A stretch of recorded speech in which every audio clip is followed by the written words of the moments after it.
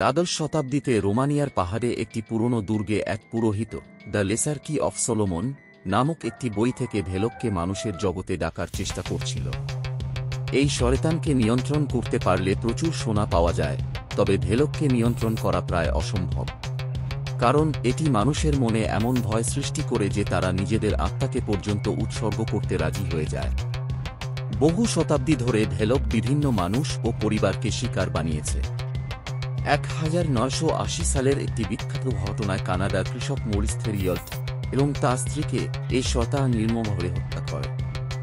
ভেলকের ঘটনাগুলি সবচেয়ে ভয়ঙ্কর এবং ভুতুড়ে ঘটনা হিসেবে পরিচিত, যা থেকে অনুপ্রাণিত হয়ে কনজুরিং মুভি তৈরি হয়েছে। 1944 সালে দ্বিতীয় বিশ্বযুদ্ধের সময় রোমানিয়ার একটি পুরনো গির্জায় বোমা হামলায় ভেলকের দরজা খুলে যায় এবং সে আবারও মানুষের জগতে ফিরে আসে। এরপর 1952 সালে নানরা বুঝতে পারেন যে তাদের প্রার্থনা আর এই স্থানকে রক্ষা করতে পারছে না।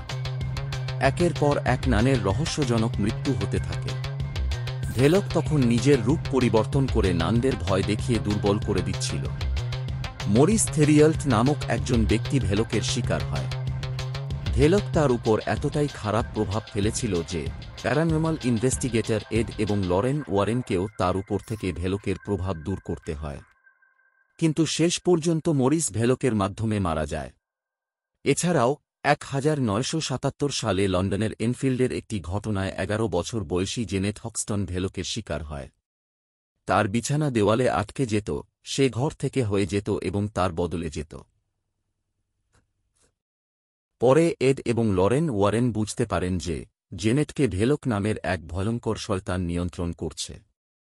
লরেন ওয়ারেন তখন ভেলকের আসল নাম ধরে ডাকলে শয়তানটি দুর্বল হয়ে যায় এবং জেনেটকে রক্ষা করা সম্ভব হয়।